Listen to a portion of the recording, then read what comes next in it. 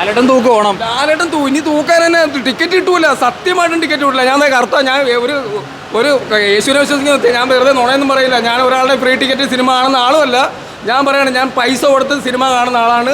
എൻ്റെ പൈസയ്ക്ക് ഞാൻ അധ്വാനിച്ച പൈസയ്ക്ക് കാണുന്ന ആളാണ്. നിങ്ങൾക്ക് ധൈര്യമായിട്ട് എൻ്റെ വിശ്വാസത്തിൽ നിങ്ങൾക്ക് സിനിമയ്ക്ക് കാണാം. ഞാൻ ഈ അശ്വന്ത് ഗോപ് പറയുന്ന റിവ്യൂവർ അല്ല, സത്യസന്ധമായി പറയുകയാണ്. നിങ്ങൾക്ക് ധൈര്യമായിട്ട് ഹൃദയപൂർവ്വത്തിന് ടിക്കറ്റ് എടുത്തോ. കിട്ടില്ല കോമഡി, അടിപൊളി സ്ക്രിപ്റ്റ്. പുറത്ത് പോയെന്ന് പറഞ്ഞവർക്ക് തിരിച്ചടി കേട്ടോ. മോഹൻലാലിൻ്റെ പെർഫോമൻസ് പോയെന്ന് പറഞ്ഞവർക്കൊക്കെ ഒരു വെടിക്കേട്ട് തിരിച്ചടി.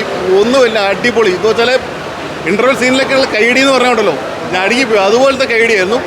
വേറെ ലെവൽ കേട്ടോ. എന്ന് വെച്ചാൽ പുള്ളിയുടെ റൊമാൻസൊക്കെ തിരിച്ചു വന്നിരിക്കുകയാണ്. കീഴിലെന്ന് വെച്ചാൽ പിന്നെ സംഗീതം അടിപൊളിയായിട്ടുണ്ട്.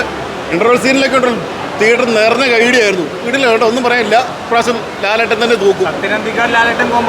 ആ ഒരു പഴയ കൊമ്പ് നമുക്ക് തിരിച്ചു കിട്ടും. പഴയ സസ്പെൻസ് ഉള്ളവർക്ക് സമാധാനവും അതൊക്കെ ആ ഒരു ലെവലിലേക്ക് വന്നിട്ടുണ്ട്. മോഹൻലാൽ കടിക്കിയിട്ടുണ്ട് കേട്ടോ. നല്ല പടം. ഈ സംഗീതമായിട്ടുള്ള മോഹൻലാലിന്റെ ഉഗ്രം കഥ പറയും. സംഗീതം ഉഗ്രം കോമ്പിനേഷൻ, അടിപൊളി. മോഹൻലാൽ സംഗീതത്തിന് വേറെ ഇനി ലെവലായിരിക്കും. നല്ല പടം. എന്ന് വെച്ചാൽ നല്ലൊരു കുടുംബ പ്രേക്ഷകർക്ക് കാണാൻ പറ്റിയൊരു സിനിമ.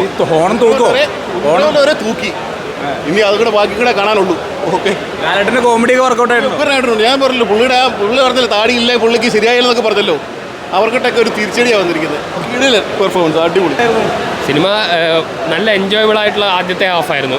മോഹൻലാൽ സംഗീത് പെയറിങ് അടിപൊളിയായിട്ട് വന്നിട്ടുണ്ട്. അപ്പോൾ നമ്മൾ പ്രതീക്ഷിച്ചതും അത് തന്നെയായിരുന്നു. ഹൃദയപൂർവ്വം ഹാർട്ടുമായിട്ട് റിലേറ്റഡ് ആയിട്ടുള്ള ഒരു സ്റ്റോറിയാണ്. അത് നല്ല രസമായിട്ട് വന്നിട്ടുണ്ട്. Especially Mohanlal Sangeeth pairing give and take അടിപൊളിയായിട്ട് വന്നിട്ടുണ്ട് സിനിമയിൽ. പിന്നെ അതുപോലെ തന്നെ നമ്മൾ പഴയ സത്യന്തിക്കാട് സിനിമകളായിട്ട് തട്ടിച്ച് നോക്കരുത്. ഒരു നാട്ടും പ്രദേശത്ത് നടക്കുന്ന കഥയല്ല, ഒരു സിറ്റിയിൽ നടക്കുന്ന കഥയാണ്. അതിൻ്റെ എല്ലാ ഇമോഷനും കിട്ടിയാൽ എൻജോയ് ചെയ്യാൻ പറ്റിയ ഒരു സിനിമയാണ്. സംഗീതം ലാലേട്ടനായിട്ടുള്ള ഒന്നും പറയാനില്ല. അതായത് നമ്മളിപ്പോൾ നസ്ലേൻ സംഗീത കോംബോ എങ്ങനെയുണ്ടോ അതിനും മേലെയാണ് ലാലേട്ടൻ. അതായത് ലാലേട്ടൻ വെറുതെ അല്ല, തലമുറകളുടെ നായകനാണെന്ന് പറയുന്നത്. ഏത് തലമുറയുടെ കൂടെയും ആ ഒരു സിംഗിളായിട്ട് അഭിനയിച്ച് പോകാനും കൂടെയുള്ളവരുടെ പെർഫോമൻസ് കൂടെ നല്ല ലെവലായിട്ട് ഉയർത്താനും കഴിവുള്ള ഒരു നടനാണ് ലാലേട്ടൻ. നമുക്കറിയാം ആ ഒരു ഗിവ് ആൻഡ് ടേക്ക് ഇതിൽ മൊത്തം ഉണ്ട്. അല്ലാണ്ട് സംഗീത ന്യൂജൻ ആളായതുകൊണ്ട് വെറുതെ ഒരു സൈഡിൽ വെച്ചിരിക്കുന്നതല്ല. സംഗീതിൻ്റെ കഴിവും പരമാവധി പുറത്തെടുക്കാനുള്ള ഒരു സ്പേസ് സംഗീതനുമുണ്ട്. അവർ രണ്ടുപേരുള്ള ഗിവ് ആൻഡ് ടേക്ക് ഒരുപാട് റിപ്പീറ്റ് വാച്ചിനുള്ള ഒരുപാട് കോമഡികൾ ഫസ്റ്റ് ഹാഫിൽ തന്നെ ഉണ്ടാക്കിയിട്ടുണ്ട്. തുടക്കം മുതൽ ഇൻട്രോൽ വരെ ചിരിക്കാനുള്ള ഒരുപാടുണ്ട്. ഒരു മൊത്തത്തിൽ ഫൺ ഫിൽഡ് ഫസ്റ്റ് ഹാഫ്. ബാക്കി സെക്കൻഡ് ഹാഫ് ഉണ്ട്. ലാലേട്ടൻ്റെ സംഗീതമൊക്കെ കട്ടയ്ക്ക് പൊളി.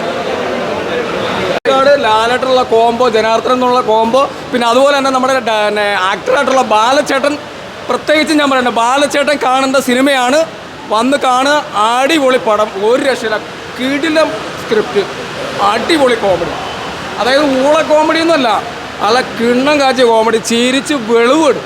അത്ര ഫുൾ ഫാമിലി എൻ്റർടൈൻമെൻറ്റ്, ഒരു രക്ഷയില്ല. അടിപൊളി പടം.